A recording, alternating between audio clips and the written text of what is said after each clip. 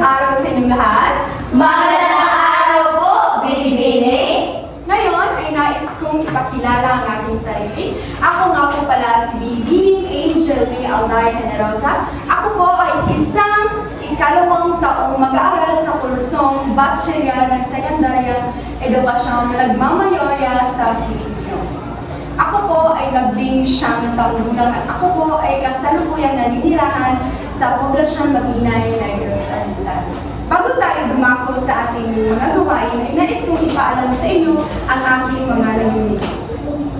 Una ay ang maunawaan at maipaliwanag ang mahalagang konsepto ng teknikal na kasaysayan sa pagsusuri. Pangalawa ay mahubog ang kasaysayan sa malinaw at mabisang pagpapahayag sa kaalaman. At ang pangatlo naman ay ang maisabuhay ang pagkamalikhain at mas mapalalim ang pag-unawa sa paksa sa pamamagitan ng maikling presentasyon. Ngayon ay may inihanda ako na tatlong gawain na hinahati sa tatlo. Una ay ang individual na gawain, pangalawa ay ang magpaparas na gawain, at ang pangatlo ay ang pagkatang gawain. Ngayon ay unahin natin yung individual na gawain.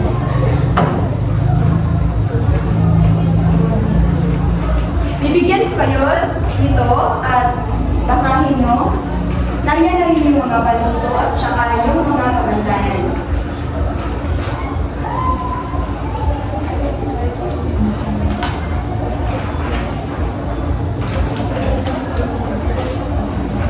Sinabi dito, sumulat ng 5 hanggang 7 pangungusap na buod tungkol sa binasang teknikal na kasaysayan at siguraduhin nakakaloob ang pinakamahalagang impormasyon at hindi masyadong mahaba. Gumamit ng sariling salita at isulat ito sa isang perasong papel at mayroon kayong 2 minuto para gawin. Nagkaintindihan lang ba tayo? Oo. Inyong 2 minuto ay nagsisimula na.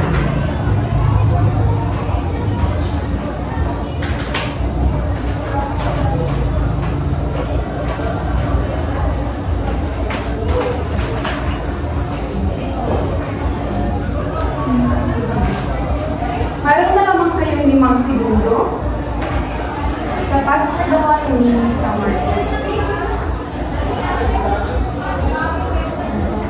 Tapos na ang inyong 2 minuto. Pakipasa dito sa harap. 1, 2, 3. At sa susunod nating pagkikita ay babasahin natin ito. Ngayon ay dumako naman tayo sa pang-2 gawain. Ang gagawin nyo lang ay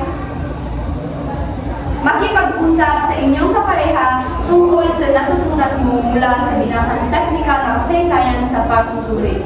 Pagkatapos ng 2 minuto, pumili ng isang tagapagsalita mula sa pares upang iulat ang inyong pag-usapan sa klase. Mayroon kayong 2 minuto para gawin ito.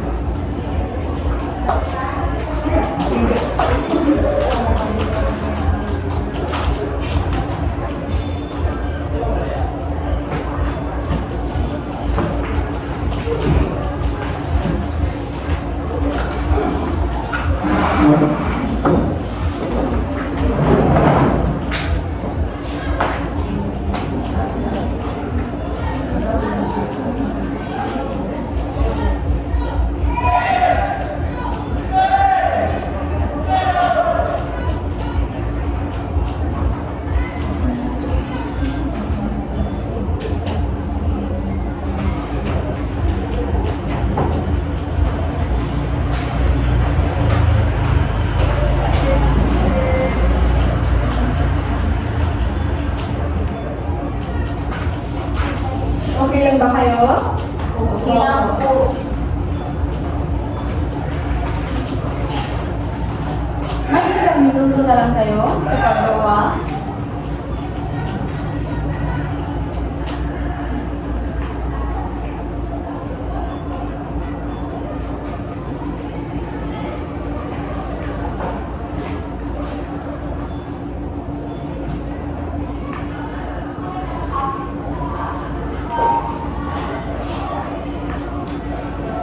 na ba kayo? Binibining ko, no?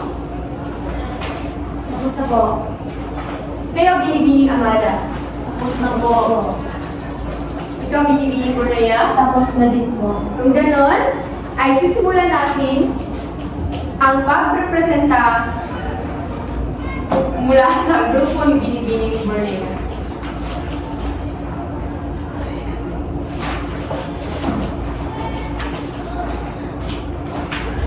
Kaming dalawa ni Binibining Cornea ay nag-uusap tungkol sa technical na kasaysayan sa pagsusuri. At dito, napag-usapan namin na dapat halaga ng technical na kasaysayan. Dapat na pag-aralan ang technical na kasaysayan upang mas malawaan ito. Sinaro po. Maraming salamat. Dahil dyan, ay bibigyan natin siya ng Magaling Club. Alam niyo ba ang kalampak ng Magaling Club? Opo! Kung ganon, ay sabay-sabay natin gawin ito. Isa, dalawa, tatlo. Isa, dalawa, tatlo. Magaling, magaling, magaling. Pakipasa ang inyong mga ginawa.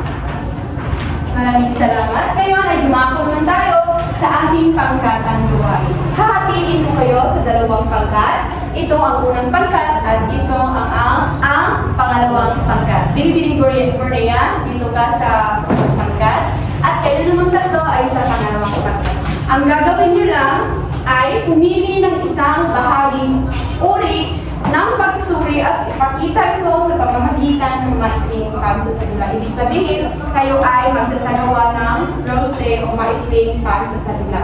Gamitin ang wastong kilos, dialogo, at ekspresyon upang magpakita ang mensahe sa kasaysayan na hahaba ng isa o dalawang minuto.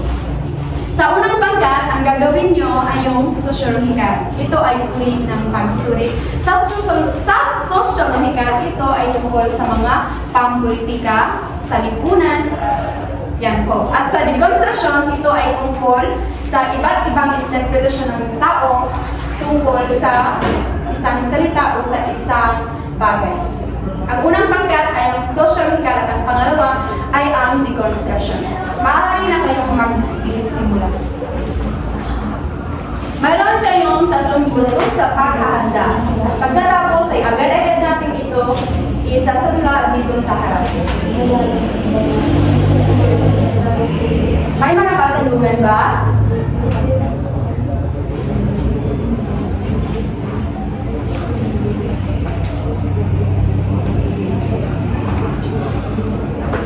Malinaw lang ba?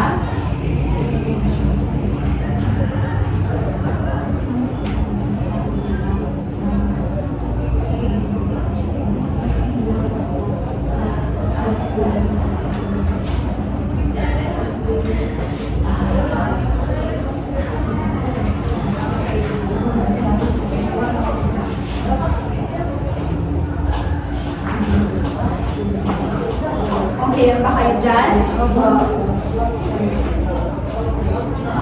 Mayroon naman kayong 2 minuto sa pagsasagawa o paghahanda na inyong pagsasasabi.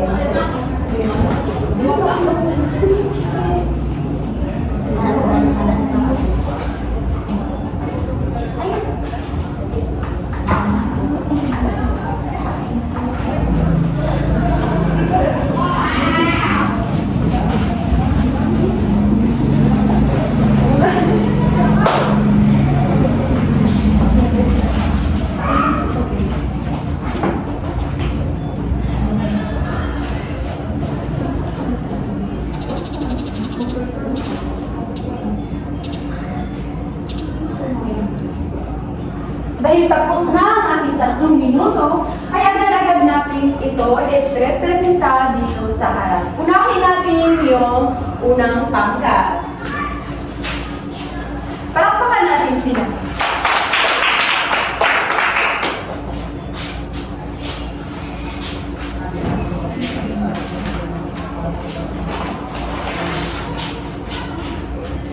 Magandang hapon sa lahat. At ngayon ay magsasadula kami tungkol sa pagboto.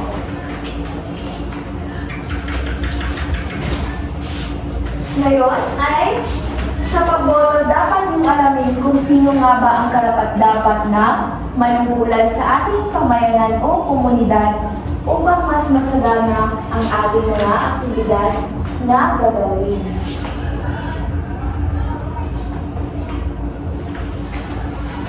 Pagtapos na, maaari niyang ilagay dito sa takod. Yan lamang po ang aming presentasyon at maraming salamat. Napakagaling na marunong ka. Tignan natin ang fireworks club. Alam niyo ba ang club na fireworks club? Aba! Kung gano'n ay sabay-sabay natin gawin ito. Isa, dalawa, tatlo. Isa, dalawa, tatlo. Magaling dahil napresenta talaga nila yung tungkol sa sosyologikal. Yun ay tungkol sa pagboto at matatawag din natin iyon na tungkol sa pampolitika. Ngayon ay dumako na tayo sa pangalawang pangkat. Palakpakan natin sila.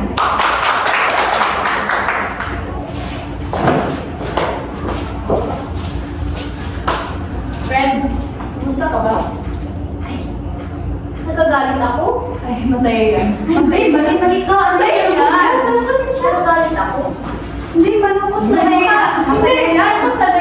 Nagagalit Friend, ako? kakain tayo. Gutom na kami. Ay, gutom yan! Gutom yan! Sige siya. Yun po, maraming salamat.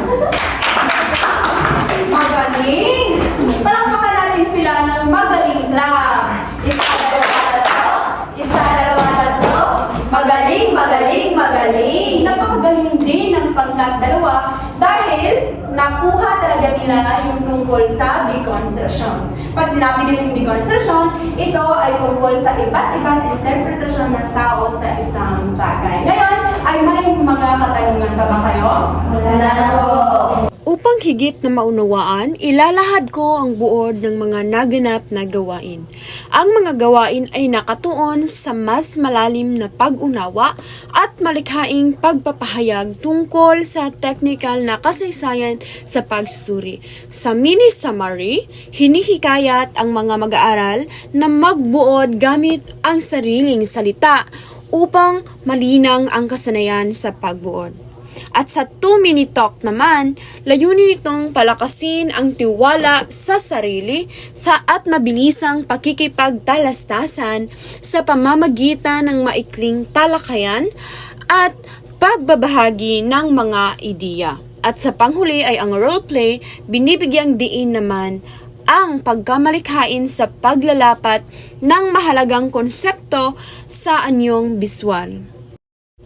Pinagsama-sama, ang mga gawaing ito ay tumutulong upang mahasa ang kritikal na pag-iisip, kasanayan sa komunikasyon at malikhaing presentasyon sa mga mag-aaral. Sa konklusyon, sa kabuuan nito, ang isinasagawang mga gawain ay hindi lamang nagbigay daan sa pag-unawa ng technical na kasaysayan sa pagsusuri, kundi nagpatibay rin ng iba't ibang kasaysayan ng mga mag-aaral.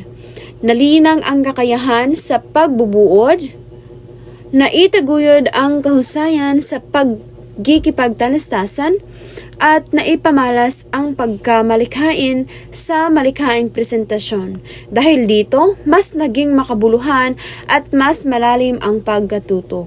Nakakatulong sa kanilang akademikong pag-unlad at sa mas mabisang paggamit ng kaalaman sa hinaharap. Dito na po nagtatapos ang ating klase. Maraming salamat at paalam. Maraming